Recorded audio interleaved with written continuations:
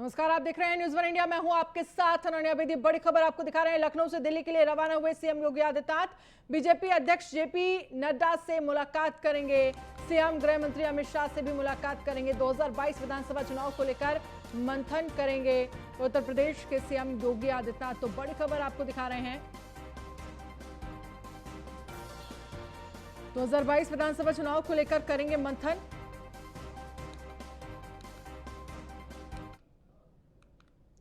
और खबर है हापुड़ से, जहां पर न्यूज़ वन इंडिया की खबर का असर हुआ है। न्यू स्टार भारत अस्पताल पर की गई कार्रवाई। स्वास्थ्य विभाग ने अस्पताल को सील किया है। बड़ी खबर आपको दिखा रहे हैं, जहां पर स्वास्थ्य विभाग ने अस्पताल को सील किया गया। 3 दिन पहले मरीज की अस्पताल में मौत हुई थी।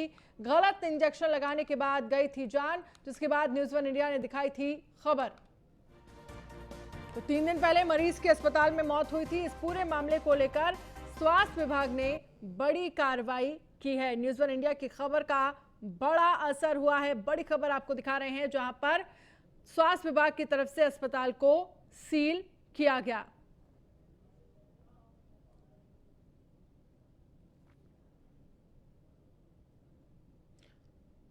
तो न्यूज़ वन इंडिया की खबर का असर, स्वास्थ्य विभाग ने अस्पताल को किया सील।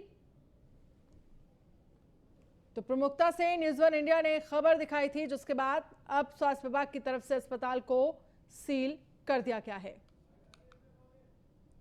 इसमें माननीय मुख्य चिकित्सा अधिकारी महोदय को एक टेलीफोनिकली सूचना मिली थी कि ऐसे ऐसे एक व्यक्ति की यहाँ गलत इंजेक्शन लगने से मृत्यु हो गई थी। और उस विषय में जब टेलीफोन तो उनके लिए हम लोग ये जांच करने आए थे कि क्या विषय था, किस कारण मृत्यु हुई। किंतु अभी यहाँ ये क्लियर नहीं हुआ, ताला लगा हुआ है तो ये क्लियर नहीं हो पा रहा कि यहाँ डिलीवरी का वाले उसका नाम क्या था जिसकी डिलीवरी हुई थी, और मृत्यु के व्यक्ति का नाम भी इसमें एप्लीकेशन में नहीं है। तो ये सारी जानकारी अब हम ले रहे हैं कि किसकी मृत्यु हुई थी और किसकी डिलीवरी हुई थी। जैसे ये सारी सूचनाएं प्राप्त हो जाएंगी, हम जांच प्रारंभ करके आगे की कार्रवाई करेंगे। इसमें माननीय मोहम्मद ताहिर हमारे साथ संवाददाता जुड़ गए हैं हापुड़ से जानकारी के लिए। Mohammad Tahir, news one India ने खबर को प्रमुखता से दिखाया था, जिसके बाद स्वास्थ्य विभाग की तरफ से कार्रवाई की गई है, अस्पताल को सील किया गया है। जी आपको बता दूं, 3 दिन पुराना ये मामला है। यहाँ एक नवजात बच्चे की गलत इंजेक्शन लगाने से एक 23 वर्षीय युवक जीशान की मौत हो गई थी। उस पर न्यूज़ इंडिया ने खबर को प्रमुखता से दिखाया, जिसके बाद प्रशासन हरकत आया और स्वास्थ्य विभाग के अस्पताल पहुंचे अधिकारी और उन्होंने अस्पताल को सील कर दिया है। और उसके अलावा जो इसके मालिक हैं या डॉक्टर हैं, जो आरोपी हैं, उन पर भी कार्रवाई करने के बाद स्वास्थ्य विभाग कह रहा है, और जो पीड़ित पक्ष है उससे भी स्वास्थ्य विभाग मिला है और उनसे भी जानकारी जुटाई है। जी चलिए ताहिर, बहुत बहुत शुक्रिया तमाम जानकारी के लिए। नोएडा में बेखौफ चोरों का आतंक। चौकी इंचार्ज गिरिराज सिंह चोरों के आगे नतमस्तक। घटनाओं पर अंकुश लगाने में नाकामयाब गिरिराज सिंह। बेखौफ चोर गिरिराज सिंह को दे रहे खुलेआम चुनौती। एक ही रात में कई घरों को चोरों ने बनाया निशाना। चोरों की करतूत सीसीटीवी में कैद, फिर भी पुलिस के हाथ खाली बताए जा रहे हैं। पुलिस ने एक भी चोरी की घटनाओं का अब तक नहीं किया है खुलासा। सेक्टर 66 ममूरा चौकी इलाके का पूरा मामला है। नोएडा के सेक्टर 66 ममूरा चौकी इलाके में पुलिस बेखौफ नजर आ रही है, चोरों के आगे नतमस्तक नजर आ रही है। और ममूरा चौकी इंचार्ज गिरिराज सिंह इलाके में हो रही ताबड़तोड़ चोरी की घटनाओं पर अंकुश लगाने में नाकामयाब साबित हो रहे हैं और बड़े आला अधिकारियों की शय पर चौकी में आराम फरमा रहे हैं। चौकी इंचार्ज गिरिराज सिंह को बेखौफ चोर खुलेआम चुनौती दे रहे हैं और एक ही रात में कई घरों को निशाना बना रहे हैं। बावजूद भी इलाके में पुलिस से एक भी घटना का खुलासा करने में नाकाम साबित हो रही है। हाथ तो तब है कि जब चोरों की करतूत सीसीटीवी में कैद हो गई है, फिर भी पुलिस के हाथ खाली हैं। निशांत शर्मा हमारे साथ फोन लाइन पर जुड़ गए हैं। निशांत, तमाम चोरी की वारदातों को चोर अंजाम दे रहे हैं नोएडा में, लेकिन पुलिस हाथ पे हाथ रखकर बैठी हुई है। किसी भी मामले में कोई कार्रवाई नहीं हुई अभी तक। अनन्या, बिल्कुल साफ कर दें कि जिस तरीके से गौतम बुद्ध नगर के जो पुलिस कमिश्नर आलोक सिंह हैं, उन्होंने साफ हिदायत दी है कि किसी प्रकार की कोई लापरवाही नहीं बरती जाए। लेकिन कहीं ना कहीं जो कुछ लापरवाह पुलिसकर्मी हैं, जैसे गिरिराज सिंह है, सेक्टर 66 चौकी इंचार्ज है, और लगातार ताबड़तोड़ चोरियां हो रही हैं, लगातार घटना हो रही है, और उसके बाद घटना करते हुए जो चोर हैं वो सीसीटीवी कैमरे में कैद हो रहे हैं। और साफ तौर पर जो हमारे पास एक सीसीटीवी आई है जिसमें बुलेट बाइक को लोग तोड़ते हुए चोर दिखाई दे रहे हैं। उसके बाद चोरी की घटना को अंजाम देते हैं और उसके बाद चोर जो है उस बाइक को चोरी करके ले जाते हैं। लेकिन इस मामले में सबसे बड़ी बात है कि लगातार ऐसी घटना लगातार हो रही है, ताबड़तोड़ घटना हो रही है और कहीं ना कहीं ऐसे लापरवाह पुलिस कर्मियों की वजह से घटनाओं पर अंकुश नहीं लगाया जा रहा और कहीं ना कहीं जो उच्च अधिकारियों की कार्यशैली पर भी सवाल उठ रहा है और कहीं ना कहीं नोएडा पुलिस की कार्यशैली पर सवाल उठ रहा है। चलिए निशांत, आप हमारे साथ बने रहिए, आगे भी हम आपसे चर्चा करेंगे खबर पर। नोएडा में बदमाशों के हौसले बुलंद, दिन दहाड़े तेल कारोबारी कलेक्शन एजेंट से लूट, एजेंट से 15 लाख रुपए उड़ा ले गए बदमाश, हथियारों के बल पर दिया चोरी वारदात को अंजाम। वारदात के बाद sector 39 SHO Azad Singh Tomar suspend, police commissioner Alok Singh ने यह कार्रवाई की है। तो एजेंट से 15 लाख रुपए उड़ा ले गए बदमाश और इस पूरे मामले को लेकर यहां पर पुलिस कमिश्नर आलोक सिंह ने कार्रवाई की है। निशांत हमारे साथ बने हुए हैं।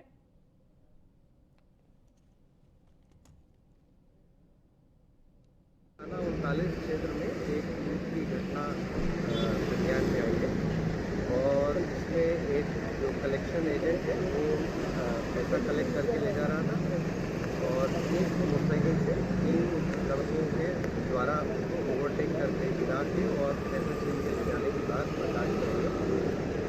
सभी टीमें मौके पर मौजूद हैं और घटना के अनावरण सभी को लगा दिया गया है। शीघ्र इस घटना का अनावरण हमारे द्वारा किया जाएगा। सर कितने लाख की लूट हुई है? देखिए अभी इनके द्वारा कैलकुलेट किया जा रहा है, लिखित में अभी दिया नहीं है, लेकिन संभवतः 10 से 15 लाख के बीच में कैश था, जिसके संबंध में अभी जैसे ही लिखित में उनके द्वारा हिसाब लगा के दिया जाता है तो वो उसी हिसाब से FIR।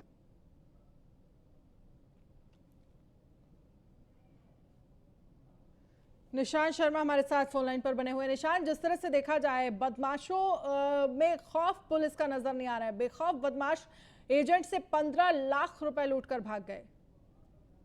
देखिए कहीं ना कहीं नोएडा पुलिस और सेक्टर 39 थाना क्षेत्र में जब सेक्टर 104 के अंदर ये घटना हुई है और एजेंट से 15 लाख की लूट हथियारों के बल पर की जाती है तो कहीं ना कहीं नोएडा पुलिस की पोल खुलती नजर आई है। इस मामले में उच्च अधिकारी मौके पर पहुंचे हैं, जायजा लिया गया है। कमिश्नर आलोक सिंह ने सीधा संज्ञान लिया और संज्ञान लेने के बाद इंस्पेक्टर को सस्पेंड कर दिया और साफ कह दिया है कि कोई भी लापरवाह पुलिसकर्मी को छोड़ा नहीं जाएगा अगर इस तरीके से लापरवाही होगी, क्योंकि सुबह उठते ही लगातार तोड़ घटना होनी शुरू हो गई।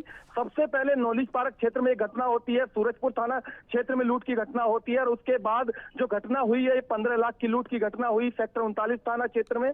तो कहीं ना कहीं जो अपराधी हैं वो बेखौफ हो चुके हैं और साफ तौर पर यह साफ हो चुका है कि नोएडा पुलिस जो है सो रही है, जो चोर लुटेरे हैं वो जाग रहे हैं, लगातार घटना को अंजाम दे रहे हैं। चलिए, बहुत बहुत शुक्रिया तमाम जानकारी के लिए निशांत।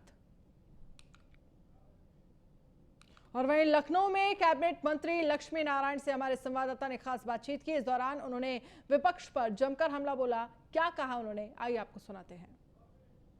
हमारे साथ है मंत्री लक्ष्मी नारायण चौधरी। मंत्री जी, जिस तरीके से आज मुख्यमंत्री ने हमला बोला उसके बाद विपक्ष कह रहा है कि जिन सवालों को हम पूछ रहे थे उनका जवाब मुख्यमंत्री ने नहीं दिया। देखिए ऐसा है, विपक्ष का काम केवल यही रह गया है, आरोप प्रत्यारोप। आदरणीय मुख्यमंत्री जी ने एक एक चीज पे बिल्कुल स्पष्ट बोला है। नौजवान के ऊपर जो ये सप्लीमेंट्री बजट है, नौजवान के ऊपर खर्च करने का, महिलाओं के ऊपर खर्च करने का, गौवंश पे खर्च करने का, एक एक चीज को बिल्कुल स्पष्ट बोला है। लेकिन विरोध पक्ष केवल विरोध करना ही अपना परम धर्म समझता है। विपक्ष ये भी आरोप लगा रहा है समाजवादी पार्टी की तरफ से, कांग्रेस की तरफ से, कि बजट पहले से विभागों में था, 85% विभागों का बजट ही नहीं खर्च कर पाए और फिर से अनुपूरक बजट ले आए। इतना अनुपूरक बजट शायद कभी भी मैंने 36 साल में मैंने कभी नहीं देखा।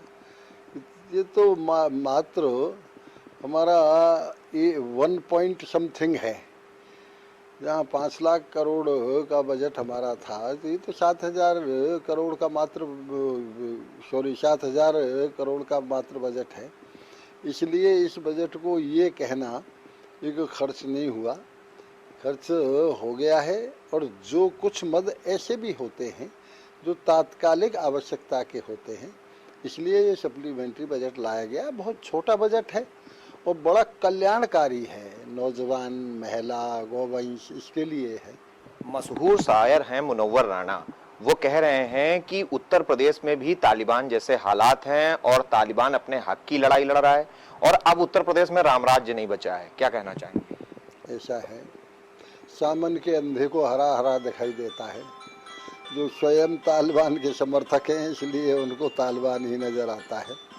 ऐसा नहीं है। उत्तर प्रदेश में तो लोग राम राज की कल्पना कर रहे हैं। एक उत्तर प्रदेश में तो योगी राज नहीं है, राम राज है। बिल्कुल, ये है मंत्री लक्ष्मी नारायण चौधरी, जिनका साफ तौर पर कहना है कि उत्तर प्रदेश में राम राज्य है और जहां तक मुख्यमंत्री का सवाल है, हर उस सवाल का जवाब मुख्यमंत्री ने दिया है जो विपक्ष चाहता था। कैमरामैन अमित शाहनी के साथ मैं इसके वाजपेयी, न्यूज़ 1 इंडिया, लखनऊ। और अल्पसंख्यक कल्याण मंत्री मोहसिन रजा से हमारे संवाददाता इसके वाजपेयी ने खास बातचीत की। इस दौरान उन्होंने क्या कुछ कहा? तो उन्हें तालिबान के साथ जाना चाहिए ना, अफगानिस्तान चले जाए। किसे रोका है उनको रोका किसने? हमारी समझ में नहीं आता है। जब इतना प्रताड़ित, इतना परेशान है, इतने बड़े अफगानिस्तान में जिस तरह से तालिबान ने लोगों को मार मार कर वहां सत्ता हासिल की है, जिस तरह से सत्ता परिवर्तन किया है, तो ये विचारधारा तो उन लोगों की हो ही सकती है जो इस पर टिप्पणी कर रहे हैं, और उनके लिए तो बहुत अच्छी जगह है। वो कह रहे हैं उत्तर प्रदेश में रामराज्य भी नहीं है। रामराज है तभी तो वो परेशान है। अगर आतंकवाद होता तो परेशान थोड़ी होते। आतंकियों को महिमा मंडित करने वाले लोग थोड़ी परेशान होते हैं। या ये रामराज की परिकल्पना ही है। बिल्कुल, ये है मंत्री मोहसिन रजा, जिनका साफ तौर पर कहना है अगर मुनव्वर राणा को अफगानिस्तान में ज्यादा सुरक्षित रखता है तो उनको वहां चले जाना चाहिए और किसी ने उनको रोका नहीं है। और जहां तक उत्तर प्रदेश का सवाल है तो निश्चित है ये रामराज ही है कि दूसरे लोग उससे परेशान हो रहे हैं। कैमरामैन अमित शाहनी के साथ मैं इसके वाजपेयी, न्यूज़ 1 इंडिया। जिन लोगों ने अपनी जान जोखिम में डालकर दूसरों की जिंदगी बचाकर बहादुरी का परिचय दिया है, ऐसे बहादुरों को दिल्ली सरकार दिल्ली वीरता पुरस्कार से सम्मानित करेगी। सरकार सम्मान स्वरूप पुरस्कार पाने वाले को एक पदक, एक प्रशस्ति पत्र और 2 लाख रुपए देगी। ये पुरस्कार आने वाले गणतंत्र दिवस पर दिया जाएगा। चयनित 10 लोगों को यह पुरस्कार दिया जाएगा। इसमें उम्र का बंधन नहीं रखा गया है। यह पुरस्कार निस्वार्थ सेवा के लिए भी दिया जाएगा।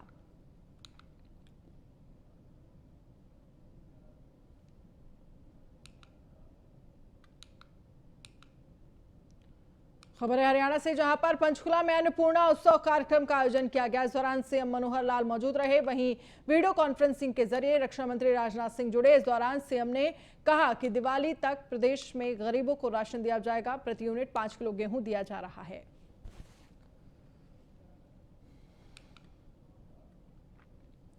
और वहीं सीएम शिवराज सिंह चौहान और केंद्रीय मंत्री नरेंद्र सिंह तोमर साथ ग्वालियर चंबल अंचल के बाढ़ से प्रभावित हुए क्षेत्रों का दौरा करने के लिए श्योपुर पहुंचे। वीडियो कॉन्फ्रेंसिंग के जरिए उन्होंने ग्वालियर चंबल संभाग और प्रदेश के अन्य जिलों के बाढ़ प्रभावित परिवारों से बातचीत भी की।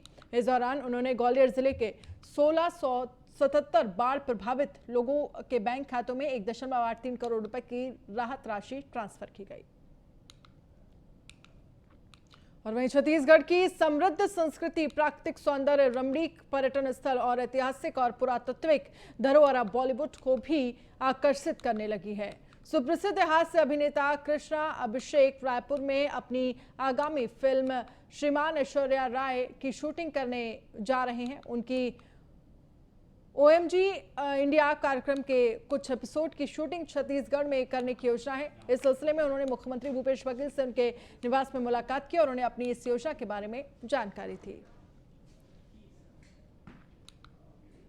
मेरठ के थाना पलपपुरम पुलिस ने फर्जी वोटर आईडी बनाने वाले आरोपी को गिरफ्तार किया। पूछताछ के दौरान आरोपी ने बताया कि वो अभिनव निवासी बिहार के साथ फर्जी वोटर आईडी बनाने का काम करता है। आरोपी के कब्जे से 5 लैपटॉप, 5 मोबाइल फोन, एक हार्ड डिस्क, एक बारकोड स्कैनर, 2 लैपटॉप के चार्जर, आईडी के प्रिंट आउट भी बरामद किए गए हैं।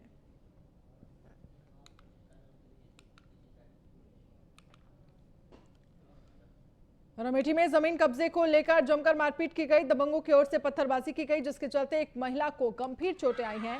पूरा मामला पुरवा गांव के जंगल रामनगर का है, जहां पर दबंगों की दबंगई देखने को मिली। मेरठ में ऑपरेशन के दौरान डॉक्टर पर लापरवाही बरतने का आरोप लगा। परिजनों का आरोप है कि लापरवाही के चलते महिला की मौत हो गई। विरोध करने पर अस्पताल के डॉक्टर और स्टाफ परिजनों के साथ मारपीट की, जिसके बाद परिजनों ने एसएसपी ऑफिस पहुंचकर डॉक्टर के खिलाफ कार्रवाई की मांग की है। ऑपरेशन किया, ऑपरेशन करने के बाद में 1-8 घंटे बाद तभी उनकी हालत ज़्यादा बिगड़ने लगी। वो डॉक्टर से बोला मिलने के लिए या देखने के लिए, उन्होंने ना तो किसी स्टाफ ने ना डॉक्टर ने कोई इलाज कोई ट्रीटमेंट कुछ किया ही नहीं फिर। और अगर हमने कहा भी तो मिलने के लिए कहा तो कुछ रेस्पॉन्स नहीं करा सर। अब क्या हुआ फिर? ये हुआ कि रात में ही इनके खबर है फर्रुखाबाद से, जहां पर प्रधान की दबंगई, वोट ना देने पर ग्रामीणों को पानी के लिए तरसा रहे। रिवोर हैंडपंप कराने के नाम पर प्रधान ने ग्रामीणों से लिए पैसे। ग्रामीणों से रुपए लेने के बावजूद भी प्रधान नहीं करा रहा नल का रिवोर। प्रधान की लापरवाही से रिवोर नल चढ़ा भ्रष्टाचार की भेंट। जुलाई महीने से ग्रामीण एक एक बूंद पानी को तरस रहे हैं। 400 मीटर दूरी से ग्रामीणों को लाना पड़ रहा है पानी। ब्लॉक शमशाबाद क्षेत्र के ललौर राजपूतना गाँव का ये मामला है।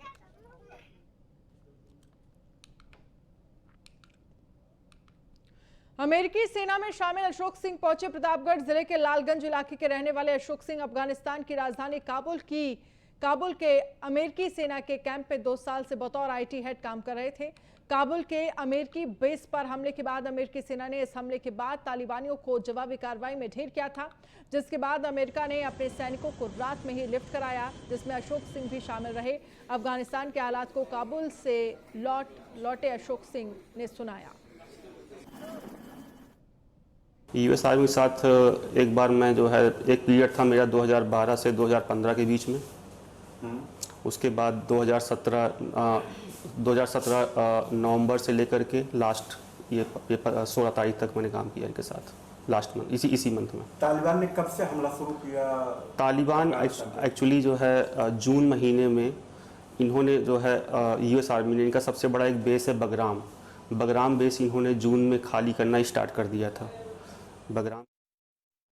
आगरा में दबंगों का कहर जारी है। दबंगों ने परचून की दुकान पर दबंगई दिखाई। नाबालिग बच्ची के साथ बदसलूकी दिखाई गई, जिसके बाद पीड़ित परिवार न्याय के लिए दर-दर भटक रहा है। परिवार ने एसएसपी से न्याय की गुहार लगाई है।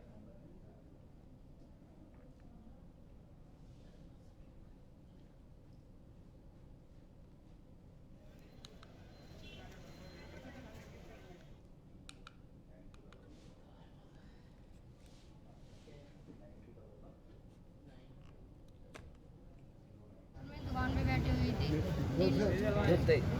पे बैठी हुई थी, 3 लोग आए, गजेंद्र, राजेंद्र, जीतेंद्र। उन्होंने आके सिगरेट गुटके मांगे और उन्होंने मुझसे कहा, मैंने कही भैया 60 लूटो, सिगरेट का दो मेरे मुँह बना रहा। मैंने भैया 60 कैसे दूँ? उन्होंने कही पैसे हम दे देंगे किसी को। गया लड़की को अपनी को दुकान पर छोड़ गया। अच्छा, लड़की मेरी दुकान चला रही, 2 लोग खनौली गाँव से आए, उनने सिगरेट और पेप्सी ली। पेप्सी लेने वाले लड़के ने पैसे मांगे तो बोले कि हम किसी को पैसे नहीं देते। लड़के ने क्यों भैया पैसे क्यों नहीं देते हो? क्या हमारे किसी को पैसे नहीं देते। लड़के से बदतमीजी की। महाराष्ट्र में 6 सितंबर को ग्लोबल स्ट्रेटेजिक पॉलिसी फाउंडेशन के नेतृत्व में होने वाले बड़े कार्यक्रम का न्योता देने जीएसपीएफपी के अध्यक्ष और राष्ट्रीय स्वयंसेवक संघ के अध्यक्ष मोहन भागवत के चचेरे भाई आनंद भागवत मुजफ्फरनगर के फुलत मदरसे पहुंचे। उनके साथ संस्था के सचिव जॉन वर्गीस भी मौजूद रहे। फुलत मदरसे पहुंचे पर मदरसे के संचालक मौलाना कलीम के नेतृत्व में सभी मौलानाओं और अन्य लोगों ने आनंद भागवत का जोरदार स्वागत किया। संस्था के अध्यक्ष आनंद भागवत ने बताया कि 6 सितंबर को हमारी संस्था की ओर से एक कार्यक्रम किया जा रहा है, जिसमें आरएसएस सर संघ चालक मोहन भागवत आएंगे। इसमें केरल के राज्यपाल आरिफ मोहम्मद खान साहब आएंगे। इसमें मुस्लिम समाज के बड़े उद्योगपति भी आएंगे। इन सब के नेतृत्व में हम पूरे हिंदुस्तान के हर तबके के टॉप के 250 मुसलमानों का एक कार्यक्रम कर रहे हैं। इस कार्यक्रम में जो छोटी मोटी आपस में कंट्रोवर्सी है उसी को लेकर चर्चा रहेगी। कार्यक्रम अरेंज किया है हमारे संस्था ने, global strategic policy foundation Pune, इस नाम से हम एक एनजीओ चलाते हैं।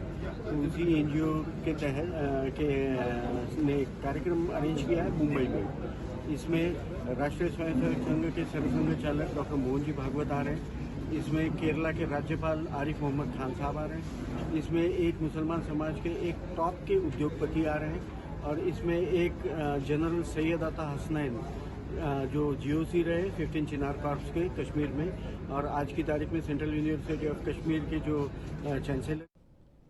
आजमगढ़ में पुलिस का ऑपरेशन लंगड़ा अभियान जारी है। सिधारी और जहानगंज थाने की पुलिस ने संयुक्त अभियान में एक बदमाश मुठभेड़ के दौरान गिरफ्तार किया, जिसके पास से पिस्टल कारतूस बरामद हुआ है। आजमगढ़ पुलिस की 24 घंटे के अंदर तीसरी मुठभेड़ है।